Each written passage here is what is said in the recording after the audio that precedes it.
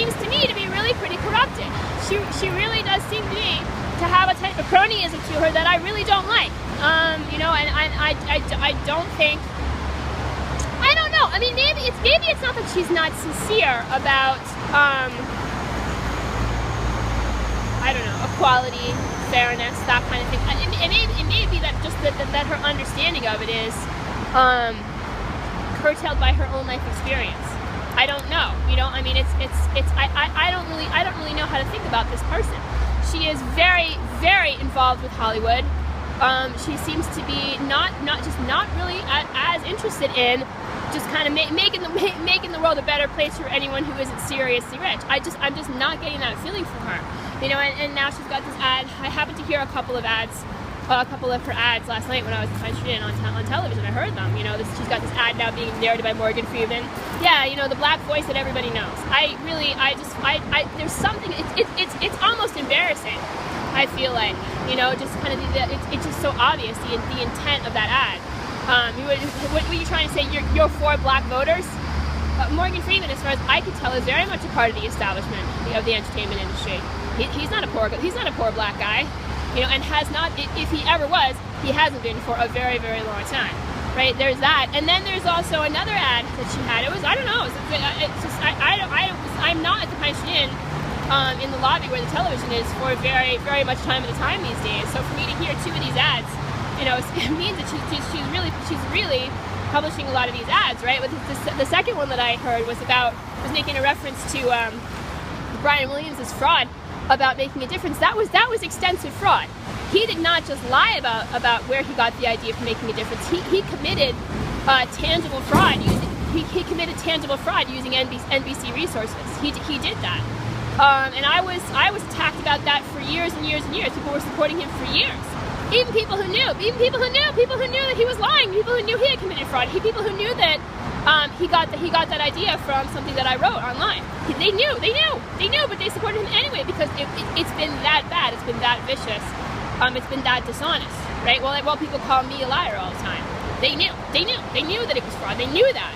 Is everything that I wrote at that blog accurate about everybody? No, it isn't. It couldn't possibly be, because from the very first second that the conglomerate started to form and all this stuff started to happen, these direct attacks on the rights of women and children, it was a crisis that did nothing but accelerate. It was, and there was no. You're going to make mistakes when you do something like that, you know? And you're going to make mistakes when something like that is happening and you're trying to do something about it. I was overwhelmed by everything that was happening. I just couldn't believe it. I still can't believe it, actually. I just can't believe the way that so many people who are in positions of power are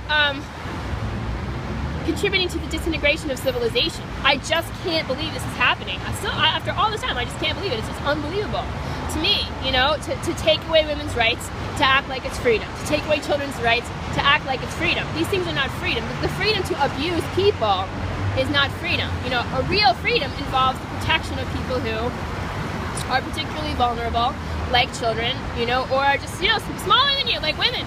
You know, women are physically usually smaller and weaker than men, and that's it. That's really the only thing that distinguishes women from men. And people don't want to think about that. They don't want to believe it. They want to believe there are other types of inherent differences. But, you know, for good and bad, you know, women are pretty much the same as men. They're just a little bit smaller. That's all there is to it, right? But to take away their rights is what the conglomerate has been trying to do, right? And to turn, you know, women and children into constant sexual targets for men, as if that's totally normal, and to make children sexual targets for everybody, as if that's totally normal. That is what the conglomerate really has tried to do. And I was in shock. I think I've probably been in shock ever since it started, to be honest. So no, not everything I wrote was accurate, but I did what I was able to do, you know. And as far as correcting every single inaccuracy that I ever wrote, man, that would take a very long time. You know, some things I'm happy to fix. People can even ask me. They can even write to me and say, "Could you please fix this page? Could you please fix that page? This is not accurate." You know, you can write to me, you know, and ask me to do it, and I will try to do it. Some things I probably don't have the password for anymore because I had to write so many blogs, and I had to, you know, because it's certainly what happened to my most recent blog, it's not the first time it's happened. I've had blogs censored before. And also, I've been homeless. You know, I have been homeless, like, you know, 4 out of the past 5 years. So I always had to carry everything around with me. You know, it's been unbelievable these past 2 years. Just very, very, very difficult. Very difficult. Yeah.